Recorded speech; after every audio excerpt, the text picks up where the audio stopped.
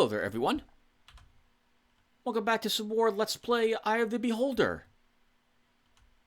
In the last episode, we began exploring the level below level 5, which is, I guess, a roundabout way of saving level 6. Come on, Tim. Why do I have really awkward, obtuse ways of describing things? Why does my brain do that? I'm going to leave this in. I'm going to leave this in instead of reshooting it. You have no clue how many times I have to do retakes because I say something as stupid as what I just said. Why did I say level 6 instead of below level 5? It's obviously level 6, Tim. Oh my god. In any case, we began exploring level 6. We've found a new enemy down there, Kenku. Bird people, armed with quarterstaffs and able to innately cast magic missile spells. A bit of an ugly enemy to encounter. They are defending what must be a nest down there, a rather substantial one, and we have found many Kenku eggs down below, but left them in one of the rooms that we had previously explored. It seems, according to the map that I have of this floor, that it was probably where the dwarves who were not the royal family had their homes situated, from what I can tell. There must have been a main dining hall someplace, a place to get together to discuss important events. The large hallway rooms were probably where a bazaar was set up at some point for dwarves who were selling goods to anyone who came down from other, well, I guess from the lands above. That would make sense, because I said down, under.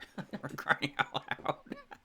And we found a mage down below who wasn't eager in to join us, or keep it, but instead attempted to kill us. And he gave us the exposition. There's the word I was looking for last episode. The exposition of what is happening with the main plot down here.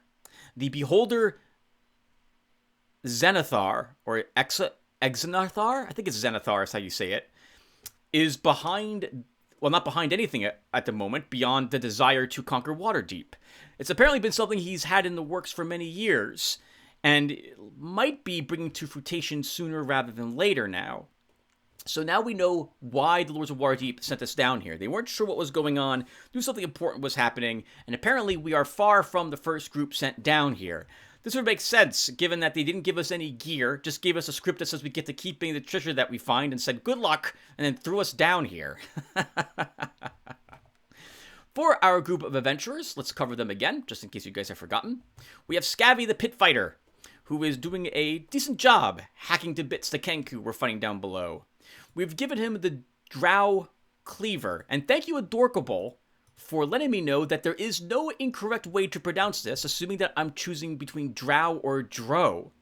Because he's mentioned that the official pronunciation given from the designers of the race, or at least from 2nd edition Dungeons & Dragons when they were first introduced, I suspect, is that you pronounce it the same way you pronounce the word bow, which can also be pronounced bow.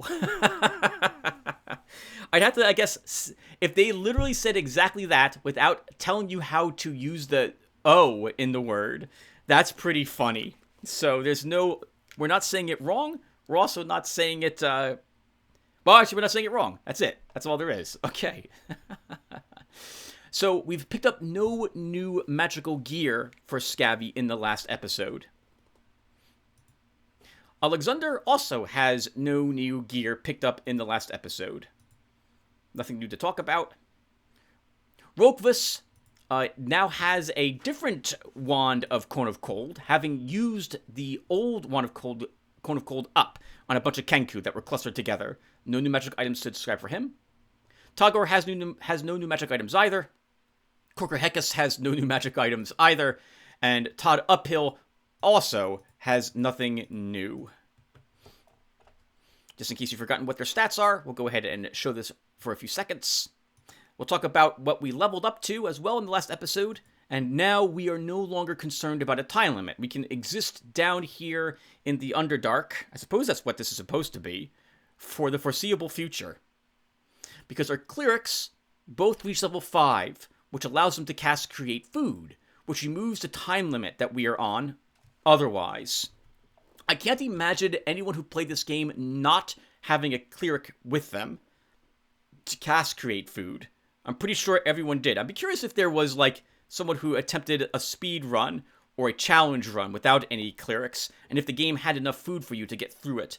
I know that some enemies respawn, and I'm guessing that when they do, they can still drop new items for you.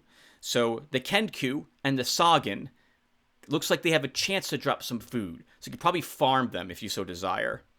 Our mages also reached level 5, and I had talked several times about how we were missing a fireball scroll, but I apparently had already scribed fireball at some point in Rolkvis's past, because he totally had that spell able to be memorized at level 5, so we've given him that. Rolkvis is now also fully converted over to doing nothing but casting spells, no more throwing daggers. Tagor is now converted to throwing javelins and the magic daggers. Kokorhekis is his bow, Tadapil's the sling, and we should be good to go, everyone. I don't even need to reload the game now after doing the summary because we have Create Food spells. So we should be good to go. Alright, now, before we get going, though, in this episode, I'm going to try doing things a little differently, which I think I probably will mention during the comment reading, or the discussion portion of the last video. I would like to focus more on things which are Dungeons and Dragons related, as opposed to just talking about how awful our hit rolls are. And how close it came to us eating a magic missile in the face when we're fighting the enemies down below. So I'm going to record the rest of this episode without me doing any talking, and then I will come back and talk to you guys while watching the episode right along with you, because I can then focus on topics at hand rather than trying to talk as I'm playing. The game requires a surprising amount of focus as I'm playing it, and I am getting older and I'm able to bring less attention to doing things that don't fully require my focus. I can't speak very well while playing the game and play the game, so this should help me going forward. We'll see how much I like it in this episode. You guys can also tell me how much you like it if you care to, and if assuming it works out really well, we'll stick with this going forward in the future. Alright, so let me save this part off. I'll be right back. Alright everyone, hello! I am watching this now right along with you guys, and man, knowing what's coming up, in this video, whoo, I think I'm gonna have to come up with a very special thumbnail for what our heroes are about to go through on level 6. Oh, I remember there being some respawning of the Kenku on this floor, but what I just said doesn't, I think, do it justice to what we are going to be encountering up ahead of us. Alright, so, well, I'm watching this with you guys so I can go ahead and talk about things that aren't related to the game because I'm not actually sitting here playing the game. So let's go ahead and get started with that. I figured it would be interesting, or I'm hoping it will be interesting, for me to try to... That's a group of Kenku just waiting for us to open that door. You see them holding their beat sticks in their hand, just waiting to smash into us with them. They must have heard the combat in the hallways earlier, and just waiting by that door, knowing that we're going to eventually open it. Alright, so I've spent a good portion of these videos bad-mouthing 2nd edition Dungeons & Dragons, and almost all of the games which utilize it as a either campaign setting or the game mechanics. And, well, it occurs to me that this is probably not a good thing to do. So, I want to be a little more fair with some of my criticism, and I should be. How to describe this? You've heard me say how things are terrible, and I put a lot of emphasis onto that word. This is because it is my opinion that if I was to play this game today, and even back then, when I was playing some of these games, that I was baffled by some of the design decisions that went into the gameplay mechanics. And I'm amazed at what I was willing to suffer through for the user interface and the way you manipulated your characters, your party, or the world around you. I don't feel like these games have held up well today, but I will talk more about the individual games in the future. As today, I just want to talk about second edition rules. And on that note, I do feel that games of this sort, which is to say the old second edition role playing games or dungeon crawler games, which were made back in the late 80s, early 90s, which utilized the Dungeons and Dragons various mechanics at the time, second edition for the most part. I feel that they are actually an accurate representation is the wrong thing to say, but they got it right in so much that they translated the rules over into the video game format in a way that I think most people who played second edition Dungeons and Dragons or Dungeons and Dragons at the time would be familiar with. And it's an accurate portrayal of those rules. Things aren't so different from the actual rules. Other than Magic Missile doesn't track us. Thank God. Or we would be taking a lot more damage here from these Kenku. Woo! Look at us! Look at me! How well I'm doing dodging all these magic missiles. Also, I'm pretty good. So today, again, I'm going to talk. Wow, I am really great at dodging magic missiles. Todd Uphill gained 3 hit points, and I think he gained 2 last time he leveled. And I am muted at this moment in the game, so no one can hear me drop multiple F-bombs all at once, and I don't feel like re-recording 4 minutes and 34 seconds of me adventuring in this game. But I'm intending now to drop Todd Uphill from this adventuring group, and will resurrect someone else, because I do not like that in a combat-heavy game, a combat-centric game such as I the Beholder, that we are relying on the RNG to give my characters good survivability by allowing them to make decent hit point rolls. I feel that this game would have been better balanced. I guess we're going to talk about this game briefly. By giving you at least the minimum amount of hit points for your characters when they leveled up. In the case of a fighter, that would be 5 hit points plus whatever your constitution bonus would have granted you. So I think Todd's got a constitution of 16? So I would expect him to get 7 hit points on leveling, not 1. In any case, let's go back to second edition. So I do honestly like second edition Dungeons and Dragons. I'll talk about why at a later video. not this one, apparently. Or maybe we will eventually get to that. We do have like an hour left for this video here.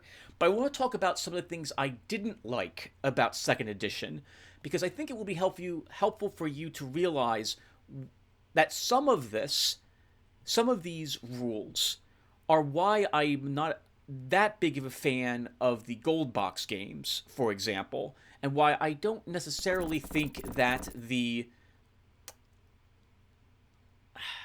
second edition basic rule set was a great thing to model a video game after, given how unforgiving? I think we'll go with unforgiving. Unforgiving it was. Oh, and right now in the game, I saw that said nest, but there's no eggs in the nest, so I'm going to go ahead and give the nest a bunch of eggs, because I think that's the special quest for this floor. So the first issue that I have with second edition Dungeons & Dragons is the race restrictions that the game has in it. In case you're not familiar, I did describe this briefly when I was talking about our characters during the call for any adventurers to join us. But the different races in Dungeons & Dragons, which is to say every race that wasn't a human, so the demi-humans is what they were called, have level restrictions placed on their character classes. This meant that, for example, a dwarven cleric could only reach level, I think it was 8 or 7 in Pool of Radiance. Actually, no, there was no dwarven cleric in Pool of Radiance. I think here you can be a dwarven cleric in... What is this? Is this game Eye the Beholder? But in Pool of Radiance, couldn't even be a cleric. Had to be a fighter or a thief. Very odd, I thought. I think that they did this because of balance issues. Adorable was telling me that Dungeons & Dragons was originally designed by some wargamers for miniature purposes, apparently. And so there was balance issues that they probably felt existed between the different races given their perks, and decided that a way to balance this would be to restrict the maximum power of some of the non-humans, to tone them down. We'll talk a little bit about their perks in a few more minutes. But the level restrictions meant that your characters stopped getting experience points at a certain point in their adventure. By the way, you can see I just dropped Mr. Uphill. I felt like, here goes a great pun, it was going to be an uphill battle for me to keep him if he's not going to gain more than the 2 or 3 hit points. 3 or 4 hit points when he levels up. Any case, when a character stops getting experience points and stops leveling, this means from a gameplay perspective, their survivability stops. Their hit points and saving throws no longer improve. Their spells, skills, and proficiencies, so the utility that they offer to the group, stops. A thief, for example, a dwarven thief can reach level, 10? Or so. So past that, they get no more skill points to improve. Oh, I'm supposed to be reading this, aren't I? Anya looks about in confusion. My companions and I died fighting the minions of... Oh, that's it. Hope... Darn it. So Anya has a good strength. 1859. She's not the smartest bulb in the box, but she doesn't have to be, as long as we have her up front tanking for us. And I think this means Alexander will be being converted to a backline fighter. As 5 intelligence, no great other stats. 1859 means that she really does want to be up front. She wants to hit things in melee. She'll do more damage than Alexander will do. So we're going to move Alexander to the back rank now. Swap his armor to the leather armor. And give the plate mail to Anya, I think, will be the plan. Anyway... as a thief, you don't get any more skill points to help you further find traps or climb walls or detect noise. These are all various thief skills that they have, most of which aren't in any of the Dungeons & Dragons 2nd edition games, because there was a very limited amount of traps or the like in these games. To that matter, now that I think about it, I think Planescape Torment was one of the only 2nd edition based Dungeons & Dragons games where your thief could actually put points into their thieving skills. In this game, your thieves just have whatever basic lockpick skill they would have, and you're unable to decide when you... Normally when you level... I guess we're going on a slight tangent here. Normally when you level up, I guess in case you don't know how thieves work in 2nd edition Dungeons & Dragons, thieves have all these different miscellaneous skills, which are percentage-based, and they're your chance of succeeding at those skills. Picking a lock, picking a pocket, finding and disarming a trap, climbing walls, reading different languages. There's 8 of them that they have. And at level 1... these all start at a really low level. Climb walls is 60%, but all the others are 5 or 10% for a starting character.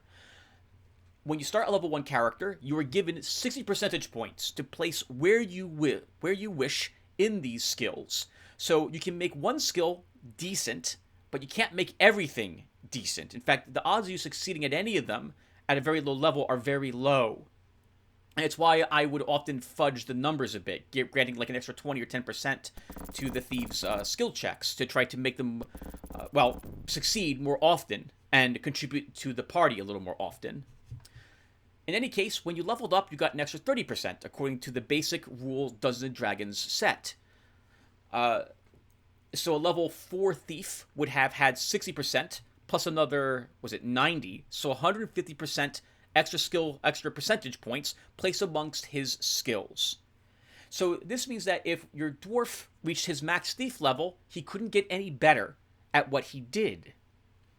This also affects spells, right? Because you're not getting any more experience points. So your spells stop getting damage if they're damage based. They don't have any extra AoE. They have less range. Your characters get access to no more spells either. So higher level spells generally are much more powerful. A cleric's Word of Death spell is a 7th level cleric spell, which requires a cleric to be... What level is that?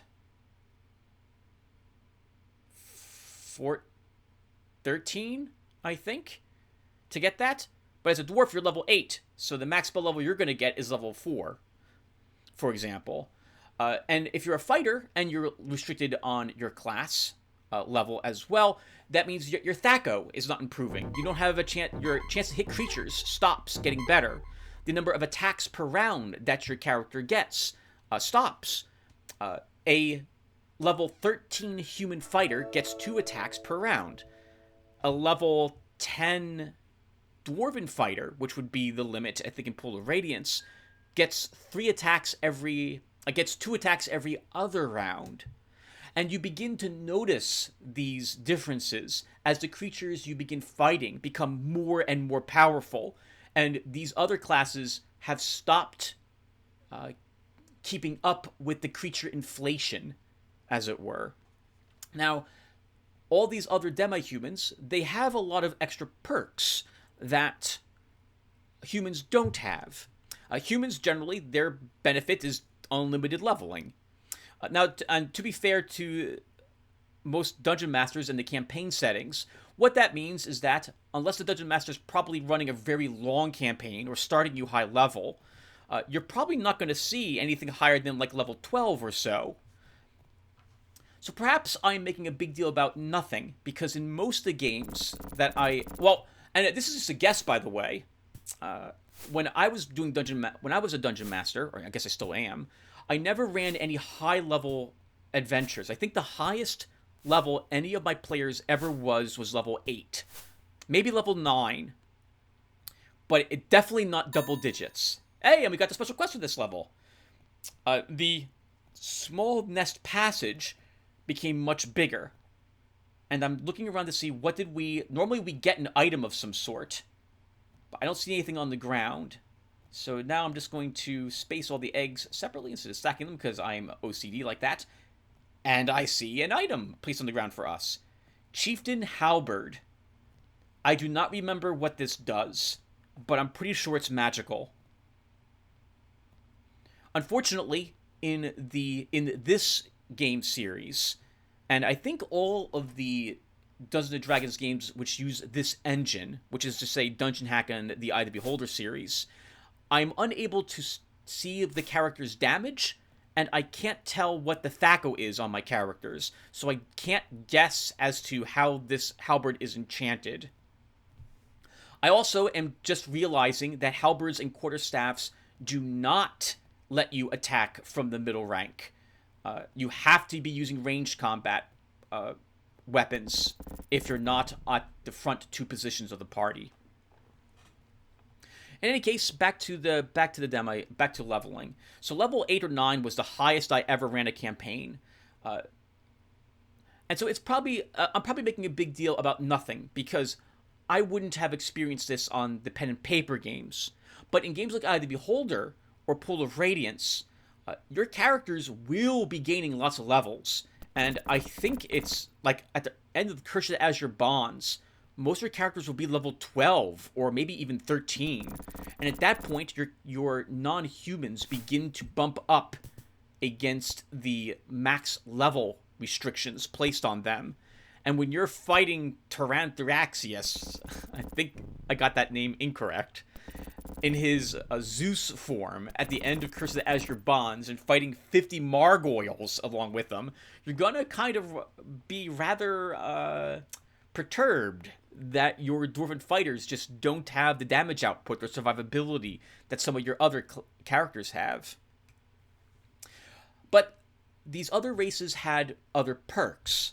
I think dwarves, elves, and halflings had infravision, so they could see the heat outline of things in the dark. Some races, like elves, had innate magic resistance. They were heavily resistant, if not immune, to charm and sleep spells, for examples. Dwarves had a innate ability to sense how far underground they were, and gnomes, dwarves, and maybe even halflings gained bonuses when fighting giant-sized creatures that made them tougher to hit and to let them inflict more damage to those creatures as well. So I can understand the desire to balance them in that regard. On that note as well, I think in second edition D&D, there was no... Some of the races were locked out of certain types of classes. I think a paladin was specifically a human class, and no other race could be one, for example.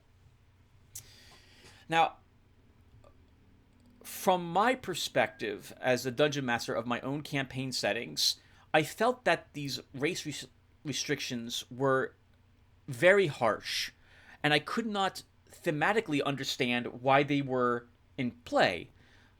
This comes down to a balance because of the game rules, but does that make sense in a realistic fashion? I know realistically, right? We're talking about a world where you can cast spells, because we do that in this world. But if an elf can live to be thousands of years old, why can they only be like a level 9 fighter? Why are they unable to continue to improve? I couldn't understand. This couldn't be explained in a way I was happy with the possible exception that the gods themselves have decided that this won't be the case. And good for those 2 darts getting me. All the traps in the Eye of the Beholder series, by the way, are similar to what we just saw. There is something obvious, or maybe not so obvious, that you will be able to see, and you'll be able to avoid the trap in somehow. But thieves in this game series do not disarm traps, and generally I don't think detect them. They might do that. I might be wrong in the later ones in the series in that they might detect them because there might be some party banter. I think that does exist in the later games, but it didn't exist very much in this one. Silverware rack, be neat. Magic missile wand. So I'm thinking we need knives or daggers to be placed there. And we have a dagger right there. So let's go ahead and place this normal dagger. Okay, so we want as many daggers as we can possibly get, but we only want to use the non-special daggers. So any non-magical dagger is what we're looking for here. I forgot that we grabbed a dwarven key from here. I forgot all about that one lock that we saw earlier. So I'm going to want to go back when I record the next portion of this series to use that key there and look for more keys. Anyway, so it was very odd to me how that worked. Now, realistically, the level restrictions on races probably should have been applied to everyone. Like, there probably should have been a max level of like 12 or 15, because I can't imagine dungeon masters or modules being able to well balance a module based around like level 30 characters. Like, they'll be fighting gods and throwing galaxies at each other. But probably not that bad. But, like, we're talking wizards with multiple wish spells available. And clerics who can cast, like, miracles. Multiples of them a day. Like, it would be very tricky to balance that sort of game. So, what I did, because I didn't like the way this felt, it felt a bit unnatural to me. Again, in terms of the fact that we have races that can live for thousands of years, and they can't improve their abilities beyond that of like a human lifespan, perhaps. So, first off, I removed the race restrictions in my version, in my modded version of the game. And on that note, though, I also took away many of the benefits that these other races gained access to. Dwarves and halflings, they did not have any benefit or bonuses when fighting giant-sized creatures. Elves, dwarves, and halflings, I removed infravision from them. Elves did not have any innate ability to resist sleep spells, and dwarves didn't gain any natural slope detection. I changed the races a bit to give them other bonuses, and I added bonuses to the humans as well. Dwarves, for example, I made them more resistant to petrification, since they were formed from the earth originally. And I gave them one more hit point per level when they rolled for hit points. They also were more resistant against getting pushed, pulled, or knocked down. Elves gained extra stat bonuses from non-weapon proficiencies, which improved their dexterity, charisma, and were more savage, given their history in my world, and so they gained a bonus to their THAC0 rolls. I lowered their initial innate THAC0 by 1, no matter what race, no matter what class they were. Humans got a special trait called Born to Make Mistakes, where they were allowed to re-roll any natural 1 or 20 that they rolled once per month or per level, depending whichever one happened first. I'm sorry, 2 such rolls, and then it would reset back, so they would get to do that again if they leveled up or one in-game month had passed. So I basically tried to tone down the perks and benefits the demi-humans had, while at the same time giving some benefits to the humans. There is more to it than this, but I don't want to spend like 30 minutes talking about all of my own campaign rules. I'll just mention them briefly to give you an example of that. I tried to do something similar, but balance it a little differently. In any case, since I'm going to now relate this back to Pool of Radiance. Since Pool of Radiance has these... Oh, we have a shield. It's a +1 magic shield. Yep, so we want to give that to Anya, and we can leave that shield behind. The armor class was 1 lower with that shield equipped, so it is magical. There were more changes, by the way, in my world to elves and dwarves, but I'm not going to talk about them here. Or maybe I can talk about them. I'll talk more about my world later. I will say, I suppose, one last thing about this, that elves did not live for thousands of years in my campaign setting. They lived twice as long as humans, on average, but no one was older than, say, 250 years old. In any case, for Pool of Radiance, because that game has race restrictions in it, I didn't like that for all the reasons I have summarized already.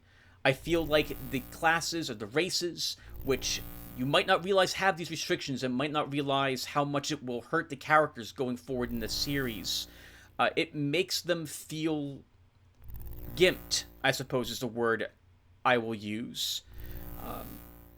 And I get the feeling that most people who play Pool of Radiance and or the other Gold Box games are either doing one of two things. They are re-rolling all of the characters when they play the later games in the series and leaving behind the characters they initially rolled in order to not be restricted. So in other words, they're almost entirely humans with the occasional half-elf dual class or multi-class there as well. Or they're going to do something that I'm going to recommend you do in case you decide to play one of these old Gold Box games. Download and run the Gold Box Companion. Master of Survival has mentioned that in the past, and it is effectively a cheat engine of sorts. It's not a mod. You run this program as you run Pool of Radiance, for example, and then you can tweak things in the game as it is running.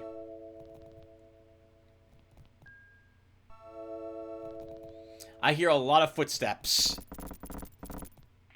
I see a lot of Kenku. Let's start with a fireball.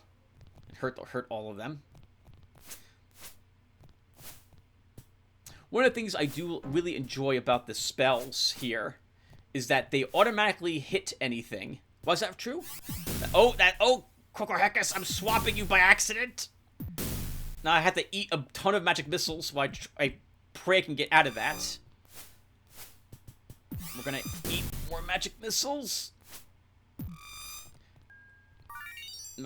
I'm clicking buttons, madly clicking buttons. I see more Kenku showing up. All Kenku get to cast magic missiles. They get to cast like 18 of them. They're just on a cooldown. It's not so many, but it feels like there's tons of them. My frontline fighters are dying. I'm shifting, so I'm going to kill these two because there's nothing behind them to replace the ones I'm killing. And the people on the right have more hit points than the people on the left. Please die, Kenku. No! Run! Run! Run. Okay. Holy crap, we lived. I can't believe it. Anya survived with 2 hit points left. Let's now get her back there. So, when we're... Oh, what the heck happened? So, notice that Anya suddenly has 61 of 45 hit points. And I stop when I see that. Because I'm pretty sure she broke. The game does occasionally have a few problems or glitches that could be game ending. I'm very nervous about the fact that she now has 61 of 45 hit points, and I have no way to explain that. Aid does not give you that many hit points over your max. It would only be, at most, 8. So she should have... and I don't think she leveled, so I'm not sure what's going on there. And at this point, I will also quickly add that in this video, you're going to see me reload a lot. Not because of death, but because of hit point rolls, which are going to be just... Man, they're going to be awful. So just be prepared for that. You're going to see a lot of that.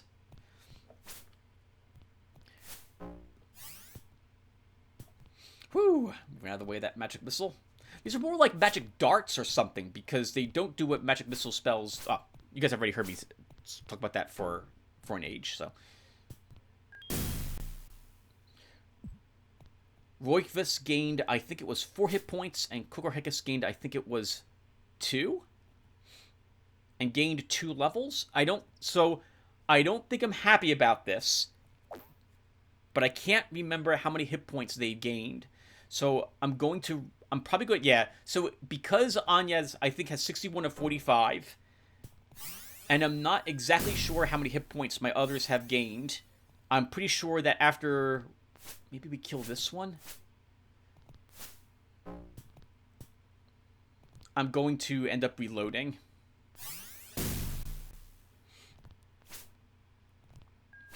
Right, so... because Pool of Radiance has the race restrictions on it, that is that's a mark against it in my books, as it feels like you are really hurting yourself choosing certain types of races, especially given that the Pool of Radiance series is more often than not a hack and slash adventure.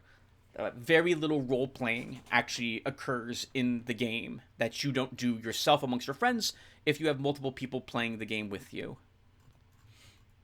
Another aspect of 2nd edition Dungeons & Dragons that I've always disliked, even when I was a little tyke running around like 10 years old and I got the red box game set, was level drain. So... Young me couldn't understand the math involved in it.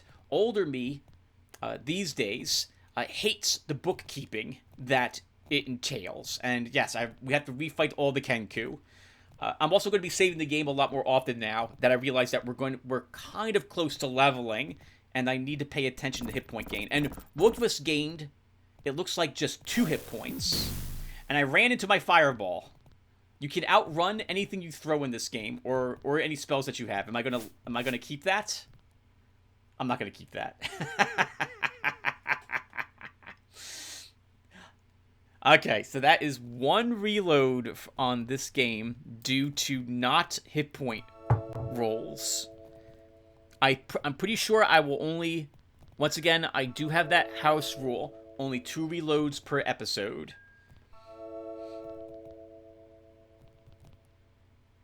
I'm also going to be trying out Hold Person a lot here, in the vain hope it does something to these creatures, and it won't. These creatures are apparently immune to Hold Person? Or they don't qualify as people. I suppose that would make sense. They are Hawkmen. Which we're fighting an army of, by the way, apparently. This is... I think this must be their city that we're trying to get into. That was a good fireball. That was a good fireball. Unfortunately, we only have 1 of them. You know, it just occurs to me now that I haven't explained the damage that these spells do to you guys, like I did for the cure spells and so on. So, 4 hit points for Rokvas. I think Kokorhekis gained 1 hit point?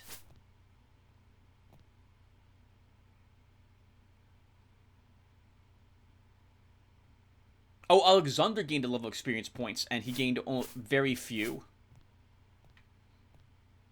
Oh, I must have at some point reloaded the game from a different point and let Rokvas level. Okay, but Alexander only gained 2 hit points. That is unacceptable. So we're going to try this again. So, it's a nightmare to keep track of level drain if from a dungeon mastering perspective. And you have to keep track of what spells did the players have access to, because if they regain that level, or those levels, they're supposed to gain access to what they had lost, exactly as they had lost it. How many hit points did they lose when they level? For that matter, how many hit points did they gain in the past 2 levels? How long were you playing the Dungeons & Dragons game for? Because you have to keep track of every single individual level up if you want to properly remove what they had gained. Anya gained 4 hit points, so she rolled a 2. I am not happy with that. We will do that again.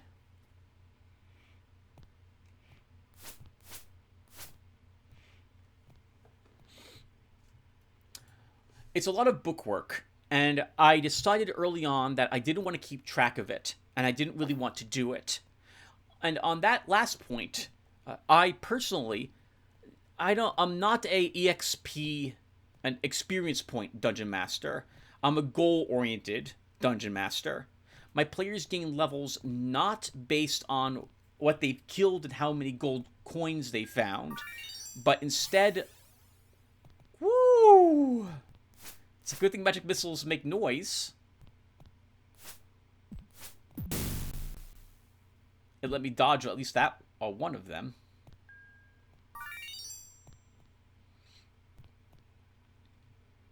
So, losing experience points felt really odd for me because of that. On that note, you should probably also know that I've heavily modified all the classes and made many of my own. In fact, I don't think a single... in my campaign setting and my rules, I don't have a single base Dungeons & Dragons character. And you gained 3 hit points, even less than she gained last time. Just going to reload that again.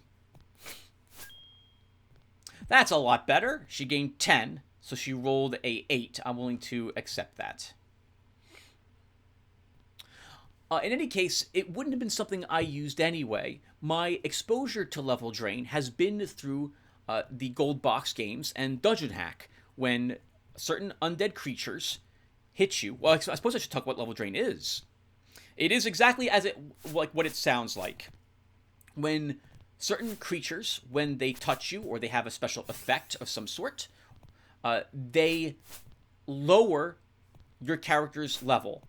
Arguably, it's permanent unless you can find a spell or have access to a spell or an effect or a scroll or something of the sort which restores the levels that you lost.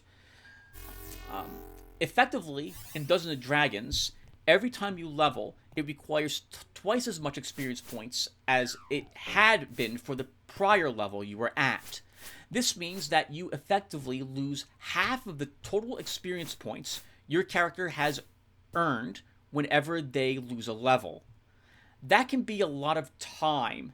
Now, that's a weird thing to say because killing a character wastes all that time, and at least if you're level drained, you're not you're not killed. So arguably, your character is still in existence. You haven't lost them, but it's always felt to me that level drain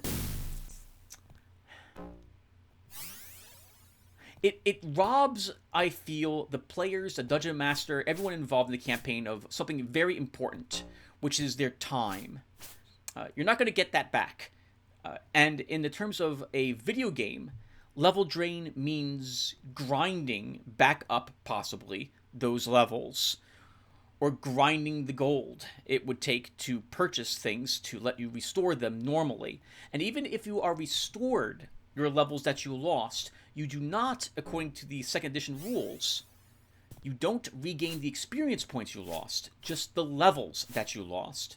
What this means is that if you were level 5 and you reduce to level 4, when you're restored back to level 5, assuming it was an EXP-oriented campaign, which almost all of these are, especially, and they all are that for the video games, your experience points are brought back to what it took for you to be that level. So if it would require, let's say, 100,000, if your character had 180,000 experience points to be, let's say, level 9, and you reduce to level 10, and to be a minimum of level 9 required 100,000 experience points, you were brought back to level 9 with 100,000 experience points. You had to re-get that 80,000 again. There's a few games which have done this that I have played. Dark Age of Camelot and some of the old MMOs had EXP penalties if you died.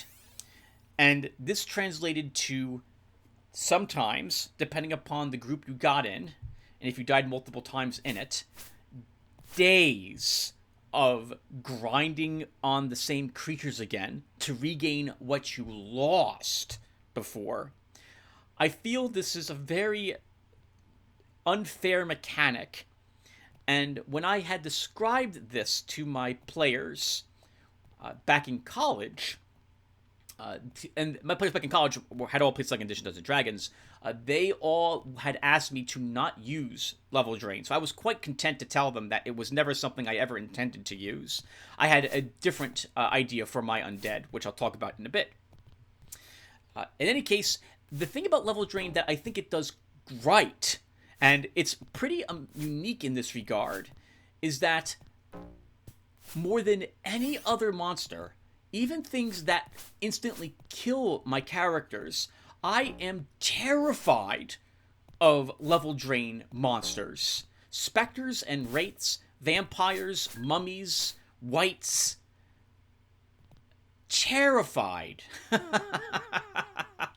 Scavvy gained 4 hit points. We're not accepting that. I know Alexander gained 6. That's such a shame that Scavvy rolled so low, but I'm not letting Alexander. I'm sorry. We got to reload Scavvy's hit points. So the sense of dread that the players feel when it's a wraith that seeps out of a tomb and its eyes are glowing with hatred and malice as it descends upon the players to rob them of the last year of their role-playing lives as it drains their level. It's terrifying. There's nothing as quite as scary, I feel, as level drain, or at least that's been my experience that is what I feel when I'm playing a game that has a creature with level drain, and so I assume everyone else feels the same way. This is probably not the case at all, but there you have it. What I also feel that this is unfair is because in the Pool of Radiance game, you experience level drain on characters that are single digit in their levels. Your fighters and your mages are like level 5 and 6 when they're fighting specters and wraiths and wights and other nightmarish creatures. Like, why? The lowest levels being drained are some of the most... That's God, that's so punishing to do to players. I don't think I've even thrown any undead that have draining abilities at my players with their lower than level, like, well, I guess, well, level 6, I'm going to say. But I changed my undead. I guess I'll talk about my undead briefly now, too. So, and we're going to do a lot of reloading, because, oh, wait, oh, shouldn't have done it there. Oh, wait, no, I'm a happy, okay, I saved, okay. Scabby gained 10 hit points, Alexander gained 6. That's amazing. Well, good hit point rolls. My undead, all of them, drain stats, not levels. And the stats they drain are able to recover naturally over time. We got hit from behind right there. We got hit from behind right there, Tim. And you just, well, we didn't get hit again, so I guess that's acceptable. How many Kenku will we kill now? I think at least 20 in this area. I think at least 20 in this area. And we're hurt. Let's get some healing going. I'm going to take a small break talking about the undead briefly to talk about what we're seeing in front of us in this game a bit. So, gameplay-wise, you might not realize it, but the game pauses whenever we're hit by any spell or any spell effect hits a target, which involves sparkly bits. Fireballs and magic missiles, for example, will cause the game to pause. And when we cast a Bless or an Aid spell, the sparkliness on our characters causes the game to pause until the effect ends. This means that when we're fighting Kenku, and I'm trying desperately to move away, but we've just been hit by a magic missile, I'm hitting like my strafe keys as rapidly as I can in an attempt to just get away, because if I don't, when the game unpauses, it's going to forget about all of the times I've tried moving away and assume that I just want to stay there. You guys see that secret button, by the way? I see that secret button. I love that in this game. A good thing about this game, one of many actually, is I do like that you can see the secrets on the walls from a distance as opposed to you having to be right up on top of them. Although I do wish that we weren't getting a cleric scroll of Flameblade here on this floor, because that seems particularly useless at this point in the game. Oh, God. Anyway, my undead drain stats. And so, like, a Wraith would drain 0.25 points of their constitution and strength with, like, every hit, or maybe 0.5. I have to go look up my creatures. I don't have them in front of me at the moment. And they would recover at the same rate, like 0.25 points per day. So generally, assuming they weren't hit over and over again or held by such a creature, they would be recovered from their stat loss in about a week if they got hit multiple times by one of these creatures. It wasn't ever permanent. My players would still feel weakened and be still terrified of these creatures, in so much that it would weaken them over the short duration of the whatever adventure or module we were currently on, and that gameplay session. But they knew that they could recover from it over time. And sometimes they would want to recover from it instantly, or a lot faster than that. And so they would bring potions or scrolls, or the cleric would have an ability, depending upon the type of cleric and god they worshipped, to restore the points that were lost. I thought this was a lot more bearable and far easier to track than the level drain mechanics that 2nd edition had. Because Pool of Radiance has the level draining mechanic in it, that is yet another mark against it for me. I do not like encountering this. Now, on that same note, though, Pool of Radiance is probably one of the only games that has the mechanic where I actually don't care overly much. Pool of Radiance has so many options for restoring the levels that are drained. In particular, you're going to find something like 14, maybe more than that, scrolls of restoration throughout your adventure, with each one of them having 2 casts on it.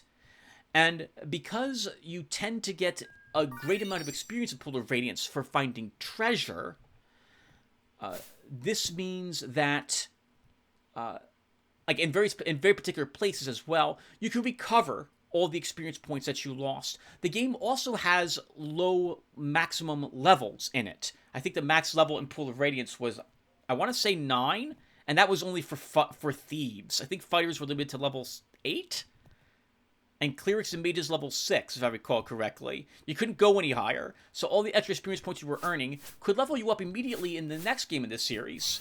But I never felt like being level drained in Pool of Radiance was... It was aggravating and annoying, but you could recover from it very quickly.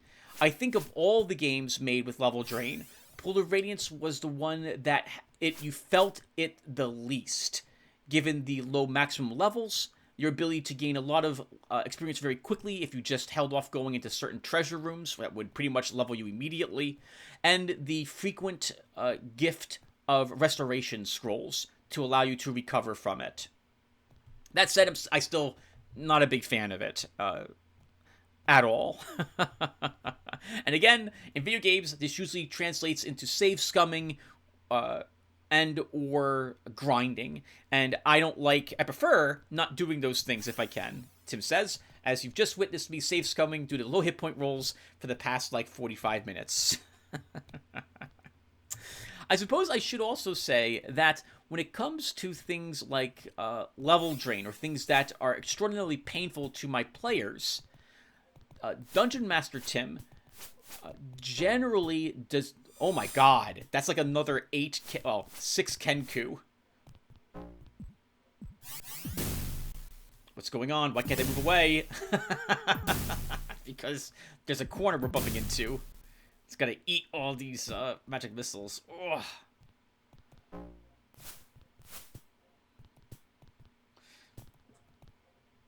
It must be terrifying seeing them march up lockstep, probably with their hands outstretched, casting magic missiles at you occasionally. Wonder what it feels like to get blasted in the face by a magic... I'm imagining it's not very pleasant. So, Dungeon Master me does not, especially not at the low levels, I avoid anything... well, again, I haven't played any what I consider high-level campaigns. Anya gained 4 hit points, Tim. We're gonna reload that. She gained 2 levels fighting these Kenku. I think most of us are going to gain 2 levels here. Yeah, she rolled a 2. That's pretty bad. We're gonna do this again. I don't use instant death traps very often, and if I am going to use one, I will warn my players, like during a module or an adventure, like, hey, there's some chances your characters could instantly die. Like, so be careful with what you're going to do. I tend to avoid creatures that have instant death attacks as well, like beholders. If I'm going to use a beholder, there's going to be something that my characters can do to combat the effects. I think, however, that all of this means I am a little too lenient with my players. But I think, I don't know. I hate killing my players. Often, I'm worried that if I've put them in a situation where they begin dying, it's because I haven't balanced something properly. At the end of the day, my view of being a dungeon master with a pen and paper campaign, I feel translates over to the same way I view playing my version of the Hero Quest board game, heavily modded. Which is to say that I want to threaten the players. They should feel like they're desperate and almost on the point of dying. But at the end of the day, they should win. That would be the best result. You want them to have you want them to be afraid, and you want them to, well, depending, and you feel like, or I feel like, there should be a real sense of danger. If the players know they're never going to die, then that robs them of the fear of the unknown, and the potential danger which is involved with being an adventurer. And I don't want to do that. And I have killed players. I suppose I should stress this. I have killed my players. And that's good to know. Haste improved Scavvy and Anya, but not Alexander, Tagor, or Rokvas. And I guess it improved Kokorhekis as well. So it's an AoE that seems to affect fighters, and And quicker. Oh, well, now everyone has the gold on them. Maybe it does affect everyone. Really quick, haste in this game series just increases the attack rate, or basically reduces the cooldown significantly on your character's weapons. In Pool of Radiance, it translates to more attacks per round when a character swings at something, but also it does carry the 1 year aging penalty with it. I think Anya gained a lot of hit points there. I think she gained like 12?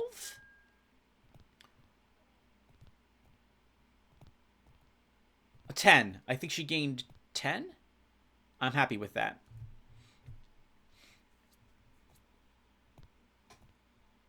Crap, I was talking about something and I'm having a senior moment now, and whatever I was talking about flew outside my head. I think I was talking about killing my players and how I don't generally like doing it. Yeah, old person doesn't work on anything. It'll come in useful again in the next game, at the early portions of it, but then, like many spells, it's never useful again, unfortunately. I wish spells like Blur or Mirror Image were available here in this game, and not Melf's Acid Arrow. Melf's Acid Arrow requires an attack roll made by the mage to see if the arrow actually hits the target, which means it is most likely not going to hit. It does okay damage, though. I think, isn't it like a 3d4 damage? I think. Anyway, let's talk about more 2nd edition stuff I didn't like. So, spell memorization. So, we have talked about this before, but it bears repeating again. That the whole resting for hours to memorize a spell has always felt so unnatural to me. As I've mentioned before, this is because we, when we memorize spells in real life, we don't have to wait around for hours to do so. In all seriousness, it just feels so weird. But I think Adorkable had pointed out that it was done for likely balance reasons, and I completely get that. I understand. You don't want a mage running around casting like 100 fireball spells, for example. There has to be some limitation on this, or your whole world is burning to the ground around you, as all the mages love casting fireball and everything, or lightning bolt, or any of these other spells, for example. But the spell memorization also, because you're limited to a certain allotment of spells, this means that you're generally going to choose certain spells, the best spells. And in terms of clerics, you're going to be memorizing like a neutralize poison, a cure disease, some healing spells. Because if you encounter something that deals poison damage, or they can poison someone, you don't want them dying, so you need to make sure you cure them. If you encounter a disease, you want to make sure you can purge it from the player before it does any lasting damage. So this lent itself to players, I feel, in the campaigns I was a player in, they would always... Oh, we're very close to leveling with Rokvis, I see. We're at 40,000. Rokvis gains a level of his mage class. And that means Kokorhekis will also gain a mage and a thief level up. In any case, I don't like when games usher you to making certain choices, when choices seem to be like a no-brainer. I want all of the skills to be equally useful at some point during an adventure. I don't like when there's obvious winners and losers. It was one of the complaints I had... You got away, Tim. Good for you. It was one of the complaints I had with Underrail, because there are some feats in that game which are... they're not very good. Like Ninja Looter. I can't think of... Rokvis gained 1 hit point, I think. And Kokorhekis gained, I think, 3. Even though he leveled twice, which is a bit awkward. I think, yeah, we're going to reload the game. So, because I wanted my players feeling like they didn't have to take the best spells and the same spells, and we're almost done with this episode. I can't believe I've been talking for like an hour. I tried in college to make a mana system. Now, to be fair to Dungeons & Dragons 2nd edition, I can't think of many games that had anything like mana before something like Diablo had come out. Or, oh, no, Quest for Glory had mana in it. You were limited in the number of times you could cast certain spells, and certain spells had different mana costs. But Dungeons & Dragons was out before the video games were, if I recall correctly, and didn't have a mana system. It probably would have been a lot of work to try to balance it at the time as well. In any case, I spent a lot of time trying to make a mana system of my own, and I felt this solved many issues for the mages in particular, because the way I worked it, we're going to talk about my world again for a little bit, is that they were able to cast any of the spells. Oh, I think I'm done with this episode, everyone, so we'll talk more about this in the follow-up vid. Let's see. I'm pretty sure I'm stopping here very soon, because I just did the circle thing with my mouse. We're level 6. Am I happy? Oh, I'm not happy. I'm not happy with what Kokor Hekis gained. I am happy. I am happy. We gained another 3rd level spell. That's odd. We're level 6. Shouldn't we have gained another 1st level spell? We should have gained a 1st level and a... Maybe we did, I didn't realize it. I think we're going to grab a handful of things, go back upstairs, and I'm going to... Oh, we're going to kill this Kenku as well. The last of the... I guess this was a deserter who decided not to... He didn't want to fight with his brethren. Look at him running away. Coward! I can't say I blame you. to be quite honest. Think of it from the monster's point of view in this game. The players have... There's 6 of them. And, like, you can only stack up to 4. And they can move as fast as they want. Like, you're taking your time walking, like, one step.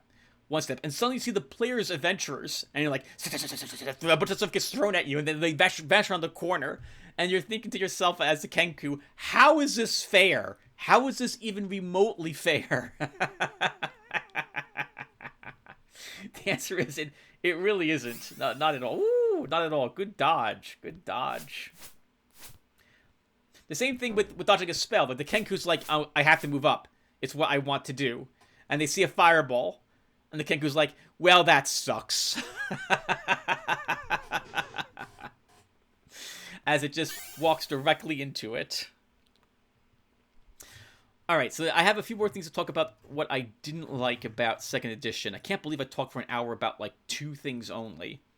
Hopefully, though, this is giving some more context as to some of the systems that I didn't like. I do like 2nd edition, again, and I will talk about the things I did like about it and why I've used it compared to the other editions of Dungeons & Dragons. But that will probably have to wait till a different episode.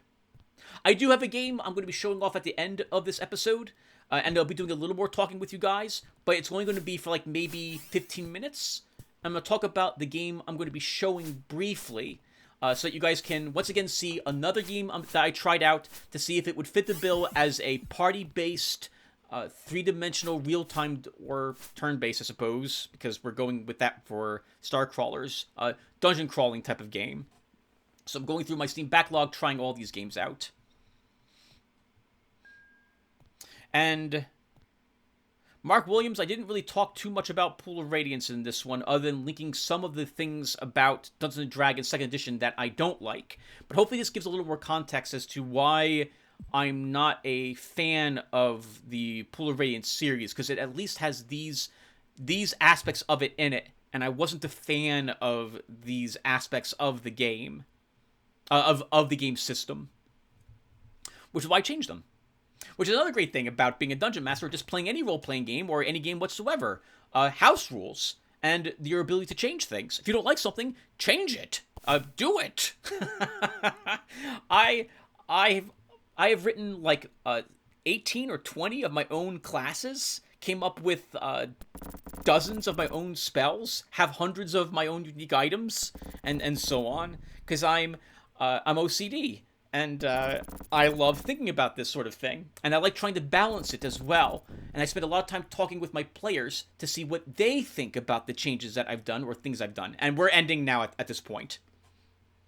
Oh my god. army of Hawkmen. Holy crap. And so many terrible hit point rolls. Holy crap, game. I'm not expecting the max hit points every time I level, but I hate seeing the minimum multiple times. Especially in a game which is so combat oriented and centric to it. I can't stand it when it gives us such low rolls. As you saw, you can get the snot kicked out of you really quickly with all those magic missiles. And we're not going to be encountering anything easier down below in the levels we still have to reach. It's going to be fireballs, if I recall correctly, waiting for us down below a level. And even more awful creatures that do incredible amounts of damage later. So we need to get more than the minimum roll for hit points. God, I was looking at poor Kokor Hekis, and a thief at level 7, a max level hit point rolls every single time. He would have 42 hit points, 49 with Constitution. He's got half of this.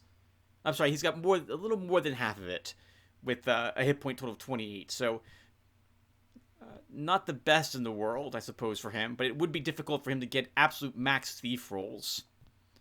Man, he has just over barely half hit point rolls for a thief of his class. Not doing so good on hit points. My other classes are doing decent. It's just Kokor was not. When Todd Uphill got a 1 on his hit point roll, and I just didn't feel like reloading the game to have him re-roll again. And I remembered, you know what? We've got more bones up above. We have someone else's corpse. Let's just drop Todd, and we'll see who we resurrect. And I like Anya a lot better than Todd. We've also now converted Alexander into range duty. And as a cleric with a sling, he's capable of actually hitting. Todd was probably better at the sling with a dex of 19. He would hit more often than Alexander is without his dex doesn't give him any bonus to hit. But we're accepting this anyway, so. And I think the group's doing well.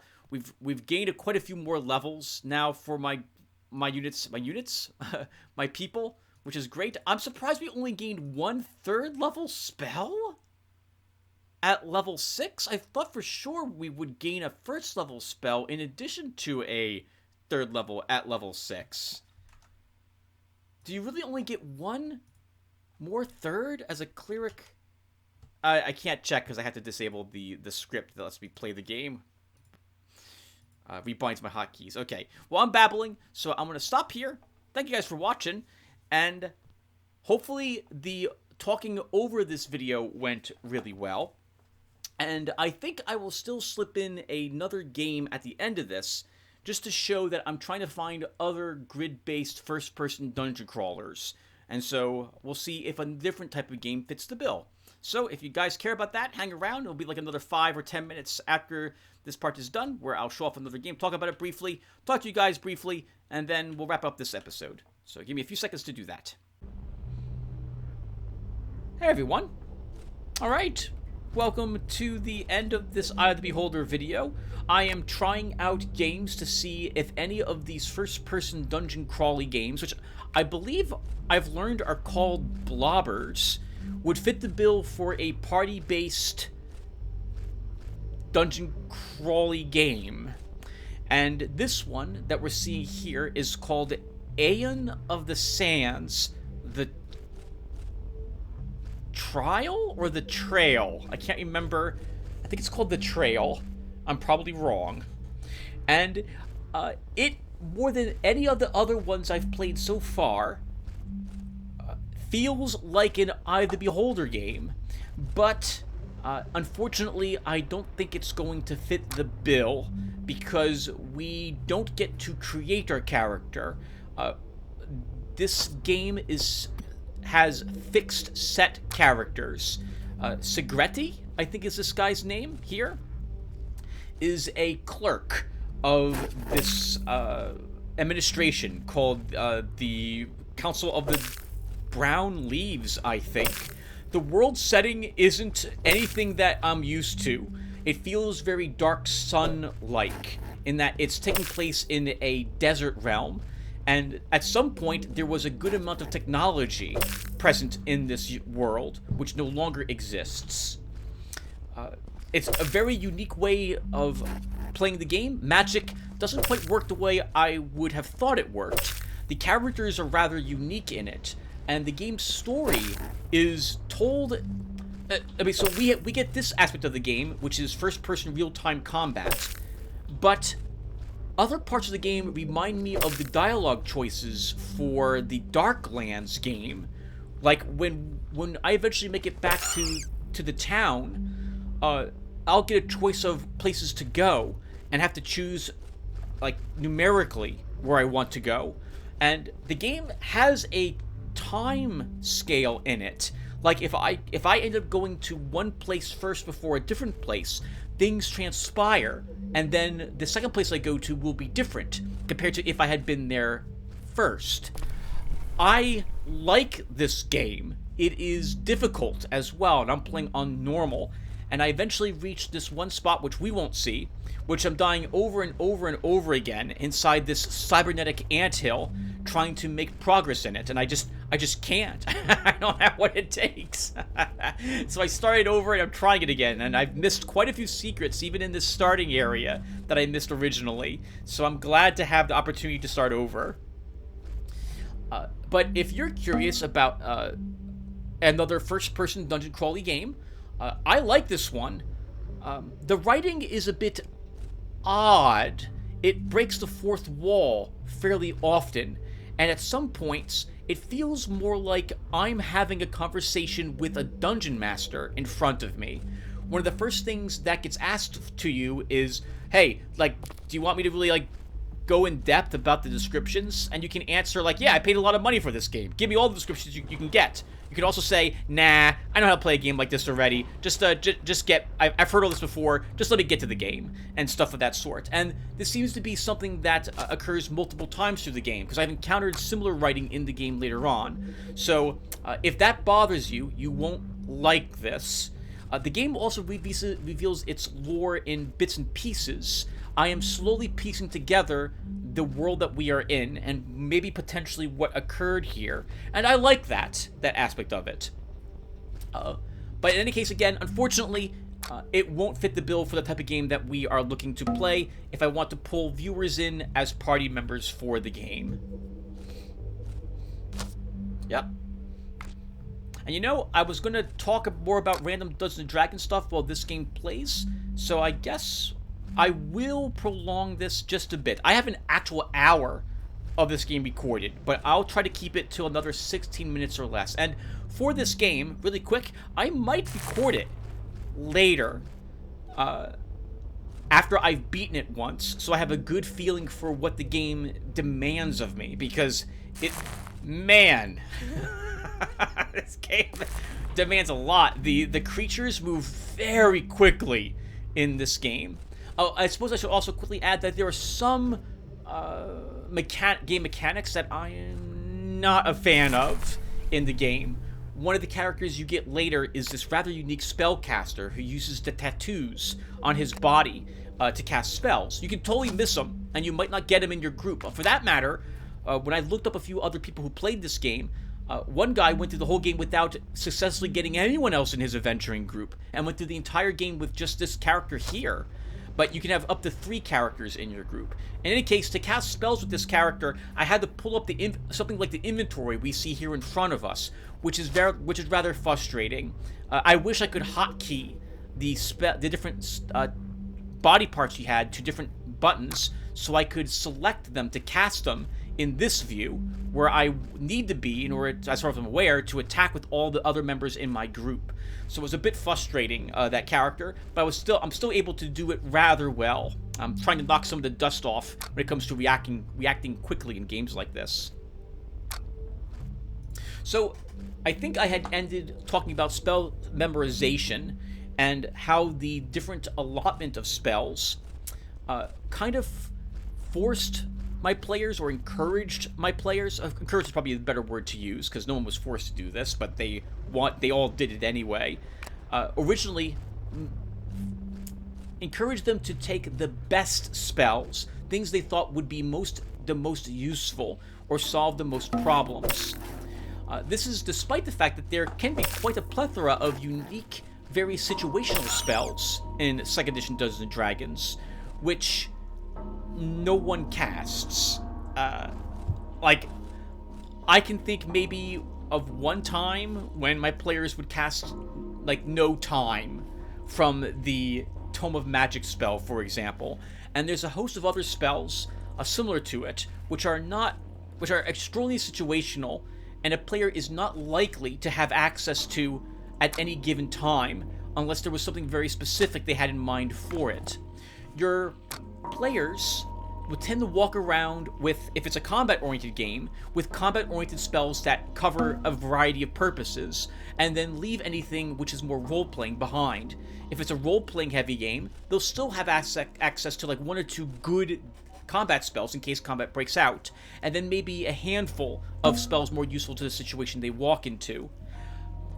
When I revamped my edition of Dungeons & Dragons,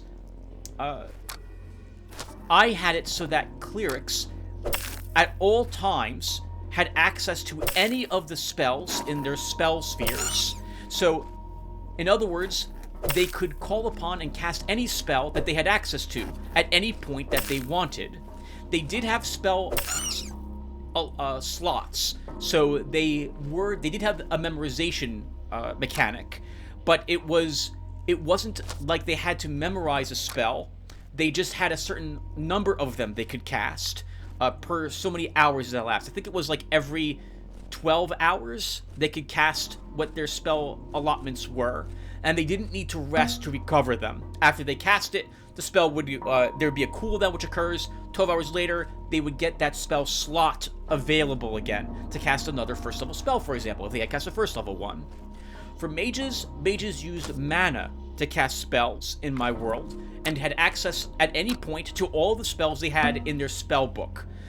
They didn't need to spend time memorizing them. But they did have to have the spell book, like, with the spell in it. And if they lost their spell book, they would not be able to cast those spells any longer. Basically, my mages had to cast spells from their book. And I didn't get a chance to fully shake down the mana system.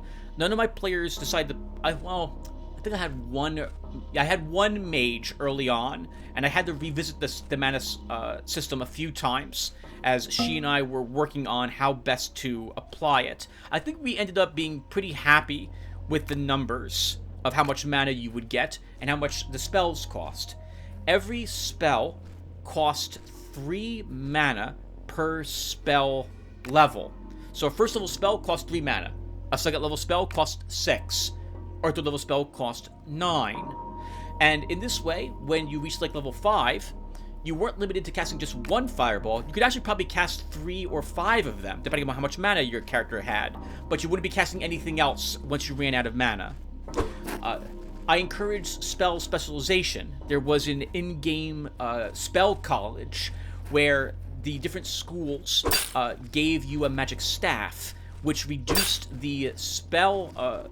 Actually, how would that work, Tim? Because you want your spellcasters to use spell books, but they're not going to have I guess their spell books lets them memorize new... I see I already have some lore issues I have to think about now. Because the staves let their... I guess I could work it such that the staves would basically channel spells from their spell book. They would engrave them as runes onto the staff. That could probably work, if I'm going to try to explain this away. But the staves would reduce spells from their spell school by 1 mana per spell level.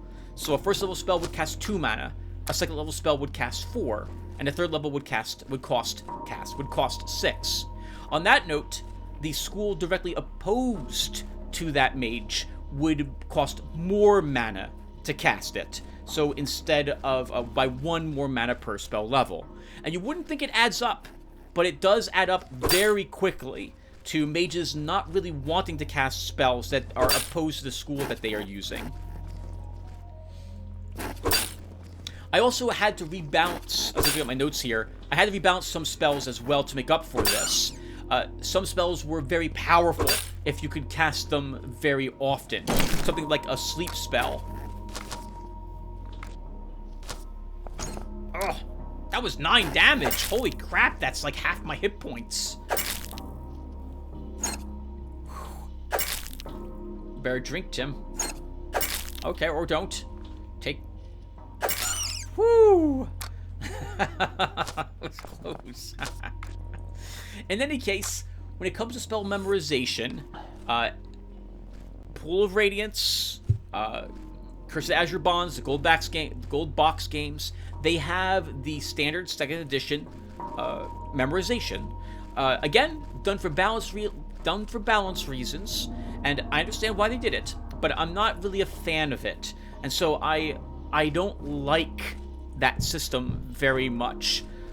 It also makes mages feel particularly like one-spell gimmicks, especially in the early levels, especially in Pool of Radiance, where you're casting Sleep. That's like the most effective spell your mages have, because it lets you actually severely weaken early enemy groups that can slaughter your group of 6 people.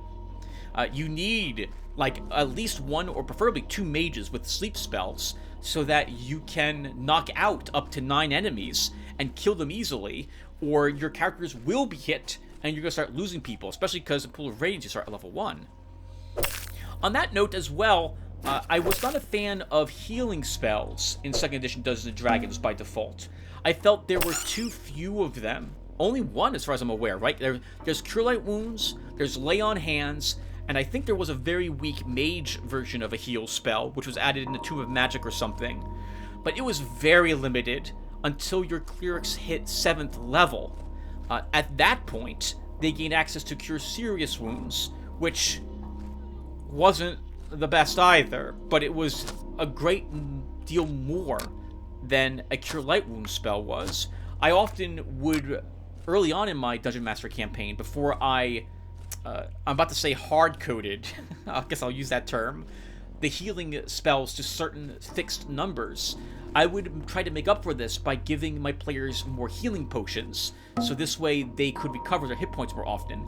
As I talked about earlier, during my games, I felt like a good game was one where my players struggled, where they were close to death but no one died and won. But this meant that they had to have some way to recover from these, because if there was a series of battles, and these I was hoping would be close battles, I wanted my players to be able to recover to the point where they felt they could continue onward, as opposed to needing to retreat and go back topside and wait a bit to get some more mana or their healing allotment restored. What the heck is that? Oh, I know what this is now. That is a sand crawler. That is rather creepy looking with this one giant eye. Oh, sorry, the eye on the stalk there. Man, I can't believe I missed the secret that was in that area for so many times. This game here features illusionary walls, and you can tell they're illusionary if you look very carefully because they're slightly translucent, but I didn't really notice them aside from the one I rushed through here during my first time through this area of the game. In any case, because of the way Cure Light Wound spells work, they only heal D8 hit points. If a fighter with, let's say, 35 hit points, let's say you hire an NPC in this game, and let's say he loses half his hit points, down, like, let's say 17 of them, it's going to take, on average, four Cure Light Wound spells to heal him. That's if you roll well. Pool of Radiance seems to hate the times I cast healing spells, and heals like 1 or 2 hit points. I often have to rest weeks in-game in order to fully heal my party after a particularly dangerous encounter, looking at you trolls and ogres in the Rope Guild, for example. It means lots of waiting around and lots of navigating through the user interface for Pool of Radiance, which I don't like it very much. I'm sorry, I want to be a little more fair, but I really feel that the Pool of Radiance user interface is extraordinarily obtuse and very aggravating to navigate when you're trying, and needlessly has some needless busy work associated with it as well when it comes to memorizing spells. Because you have to go... In this game we're playing right now, Eye of the Beholder, once your characters have spells selected, they will automatically memorize those spells whenever you rest. That's not the case for the early gold box games. Not in Pool of Radiance or Curse of the Azure Bonds. I think Hillsfar as well. You have to manually select those spells every single time that you rest. And if your party is dual classed, as Rokvus is, with Mage Cleric, which Detect Magic are you memorizing if you're memorizing Detect Magic? Is it the Mage Detect Magic or the Cleric Detect Magic? The spells are in this awkward, sorted awkwardly, and you can't tell very easily which ones are which are which, unless you pay attention to the numbers which are decreasing. I felt like they could have really improved the user interface, especially given that I've played other games back in those early years where the interface was much more intuitive to use. So that's yet another mark I have against Pool of Radiance, is the spell system, the ease at which I can memorize spells and access them. It also doesn't help that for spells in the gold box games, there's no AoE displayed when it comes to figuring out what your spells affect. You get the general idea of it, and it's easy-ish to see in terms of, like, Sleep, which is a 3x3 grid. But when you're casting Stinking Cloud, that's a tricky one to place. When you're dropping a fireball, especially in Curse of the Azure Bonds, where they changed the way the AoE works, inside versus outside, for example, how do you know for sure what it's affecting? It's guesswork until you cast a spell quite a few times, and often with a few reloads, if you manage to catch your own group in the area of effect. I find it very frustrating. I wish they had done some... but it was also like 1988 is when Pool of Radiance comes out, so I'm about to say some way to notify you of what was or wasn't in the AoE. But on that same note, I am probably being a bit unfair, because this was 1988. That might have been a whole lot to ask for. I can't think of very many other games which showed you the AoE of something that it was going to affect. You just knew this many grids, for example. It was one of the earliest games I played that had an AoE. Final Fantasy Tactics was probably one of the first ones I played which showed AoEs of spells before you cast them. There's gotta be other ones I'm not remembering. Anyway, so hopefully that explains a little bit more about the second edition rules that I did not like very much. We still have a few more things to talk about in that regard, and how it relates to the gold box games, since you hear me mentioning several times that it is very unfair for me to say it this way, how they're terrible. That's not fair. But I think if I was to score these games with my review system, they would not score very high. They're going to be very low on my scoring system.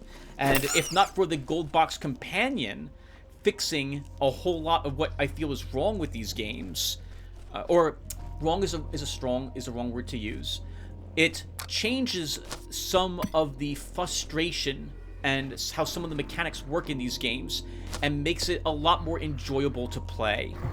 I would highly recommend, by the way, if you've never had the Gold Box Companion and you're playing through Pool of Radiance, get it. It is so nice of an addition. I think I said a few episodes ago that on a scale of like 1 to 40, I would give Pool of Radiance a 4. And if I'm going to review it, it would... well, I'd have to sit down and review it. But the Gold Box games would up that number to like a 13 and make it what I consider to be a much more enjoyable experience. Alright, and I'm going to stop here, because otherwise I'll babble for like another hour about other things. Thank you guys for watching, and when we come back, we'll be heading into the next level in Eye of the Beholder. I will see you guys then. Take care, everyone. Oh, and also, let me know what you think of me talking over the game. I am aware that the sound for it was a little on the low side for what we heard in-game, and I will make sure it is louder the next time. Otherwise, if you guys don't mind, I think I would prefer to play the games this way in going forward, as opposed to trying to record me talking about the game as I'm playing it. Alright guys, thanks again, and I will hopefully see you in the next one.